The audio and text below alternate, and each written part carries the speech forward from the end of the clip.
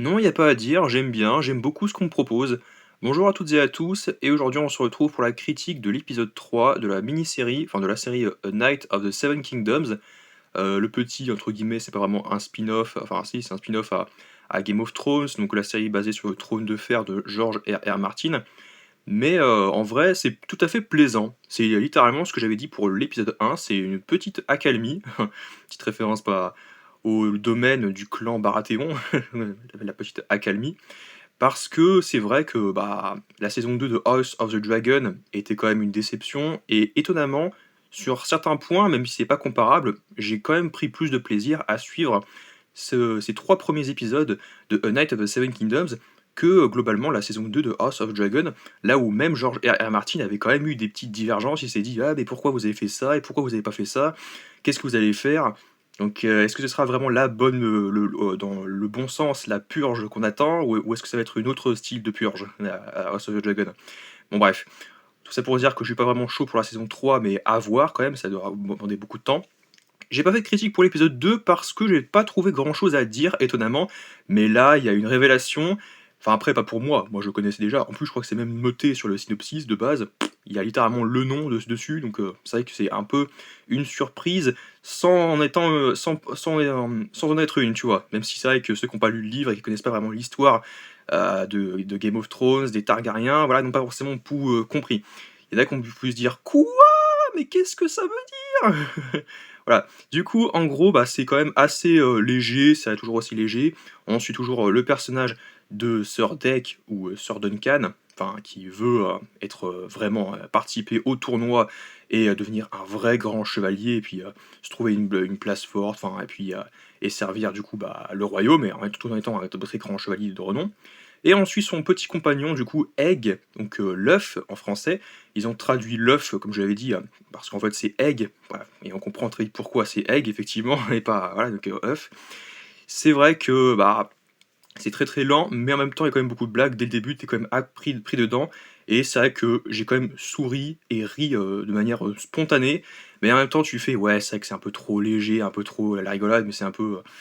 C'est vrai que c'est un peu léger, mais quand même, tu te dis, bon, on va rester focus sur ces deux persos, qui sont deux personnages très importants, et surtout l'un donc, dans l'histoire de Game of Thrones, on s'en rend même pas compte, et bah, après, pas aussi important que ce qu'on a connu. Donc pour remettre un peu de contexte, on va quand même remettre un peu de contexte par rapport à l'épisode 2, je fais un peu mon rattrapage par rapport à l'épisode 2, c'était le plus gros truc qui était l'un des seuls rapports qu'on aurait pu faire par rapport à l'épisode 2, donc bœuf salé. C'était donc que le roi Méccar Targaryen Ier est inquiet et recherche deux de ses fils. Donc du coup l'aîné qui est donc Daeron Targaryen, qui est Daeron l'ivrogne, qui est complètement en train de se saouler, donc voilà, qui est complètement indigne. Et le Benjamin, qui n'est autre que Aegon Targaryen, donc c'est Aegon V du coup. Et c'est vrai que ce personnage-là, c'est quand même quelqu'un de très important, puisque, bah, après, je peux pas vous le dire, c'est quand même avant tout le grand-père de quelqu'un, voilà, qui était pas forcément très clément. C'est aussi donc du coup l'arrière-grand-père d'un personnage qu'on a suivi dans la série originale, et l'arrière-arrière-grand-père d'un autre personnage qu'on a suivi qui était aussi très central donc dans la série originale. Donc ce n'est pas n'importe qui ce personnage. Et quand effectivement, quand on voit les Targaryens s'approcher de Egg, l'œuf, il est toujours en mode faut peut-être que je me cache, que j'aille un peu me cacher et tout. Et du coup, là, on découvre à la fin la révélation, la supercherie, qu'il s'était rasé les cheveux, il s'est rasé le crâne. Parce que c'est vrai qu'au début, quand Duncan rencontre l'œuf, il se dit mais enfin, mais pourquoi t'as coupé tes cheveux, t'as rasé complètement tes cheveux, pourquoi tu fais ça? Oh, parce que, bah, voilà, il dit pas vraiment pourquoi. Et évidemment, moi, j'ai compris directement, je fais ah, d'accord, ouais, c'est lui, le fameux personnage qu'on va suivre. Et en fait, c'est parce que c'est vraiment le personnage qui est recherché par les Targaryens.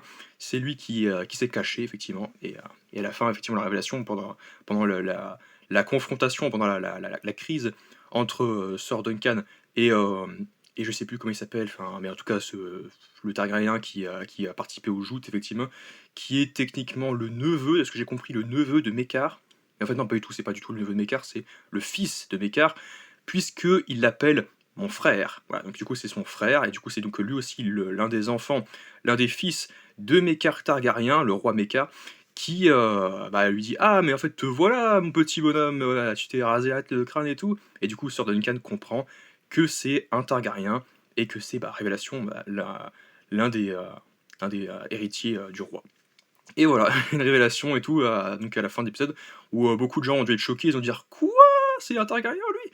Et ouais, et c'est pour ça que c'est un peu plaisant à suivre parce que on va quand même suivre l'histoire de l'amitié d'un côté de Duncan et et le petit œuf, et l'amitié entre Duncan et Lionel Baratheon aussi, qui est, d'ailleurs c'est vrai que Lionel Baratheon aussi est très, que ce côté très festif, très, plaisant où il fait oui, il passe son temps à faire la fête, à danser, à se saouler, à danser et tout. C'est assez rigolo, donc on suit aussi Lionel vite fait. Bon après, il est pas très, le côté, histoire avec, Lionel Baratheon, c'est pas très profond, il y a rien à dire là-dessus. Il passe son temps à se saouler, à danser, à faire à chanter.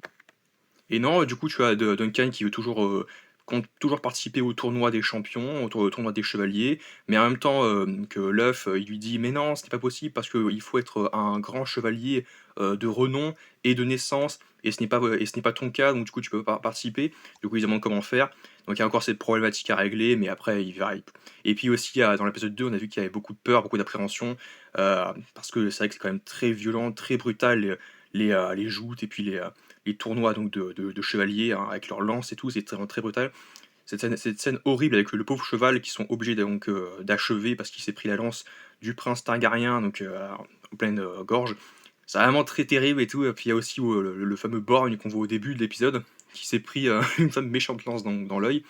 Là où, le petit, essaye donc d'entraîner, Tonnerre, le petit, cheval, le grand cheval noir de Sordek.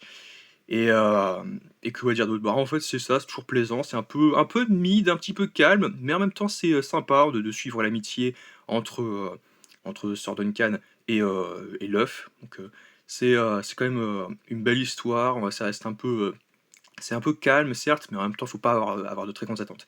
Et du coup, n'hésitez pas à me dire globalement ce que vous avez pensé de ces, 3 épisodes de A Night of the Seven Kingdoms. N'hésitez pas à aimer, partager, commenter, à vous abonner.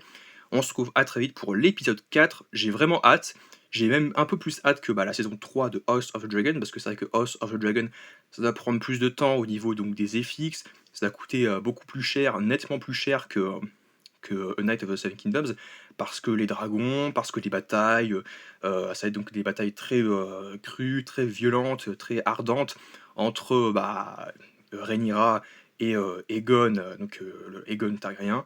Donc forcément les 2, les 2 suzerains, enfin, vont s'affronter jusqu'à la mort, et c'est pas joli joli. Là où effectivement c'est un peu plus calme avec ce on cherche juste, un ivrogne et un petit qui s'est rasé la tête, ah on l'a trouvé lui, au moment où effectivement il allait, lui arracher les dents, et «Ah arrachez-lui les dents», «Non je suis là, c'est bon». Voilà, donc on en a trouvé un, c'est mon père. «Ah où étais-tu passé petit voyou toi?» Ce petit voyou, ça va être le roi. D'ailleurs aussi, dernière révélation, il rencontre une femme qui prédit pour eux, que plein de bonnes choses pour, Sir Duncan, mais il écoute pas, il se dit: «Ouais, vous serez plus riche que même un Lannister, vous serez même plus riche que le seigneur Lannister». Et tu te dis: «OK, d'accord», là où pour l'instant on a quasiment rien. Et pour, toi, qu'est-ce que tu lui prédis? Ce sera un roi, mais il va avoir une mort terrible, hein. Il va brûler, et puis les vers vont se régaler et tout, et vont se repaître de lui, et même, sa mort réjouira beaucoup de monde. Voilà, alors que pourtant c'est Arclouche qui présente quelqu'un de très, gentil, en même temps c'est pas un mauvais roi, le prochain roi qui va arriver, donc qui va succéder, Méccar, donc pourquoi elle dit ça? C'est que j'ai pas forcément vu toute l'histoire, mais après. Et non, c'était quand même très cool, comme des révélations, et qu'on voyait un petit peu venir, même si j'avais pas forcément lu le livre. Moi, j'ai surtout lu Feu et Sang, donc Fire and Blood. C'est, pour, me préparer à House of the Dragon, et sinon à part ça, j'ai pas lu A Night of the Seven Kingdoms, et puis le Trône de Fer, pareil, qui n'a jamais été terminé. Donc voilà, le tome, je sais même plus, il y a au moins que 12 ou 13 tomes. Ça n'a jamais été terminé, mine de. N'hésitez pas à aimer, partager, commenter, à vous abonner, et on se retrouve à très vite pour une nouvelle vidéo en ma compagnie.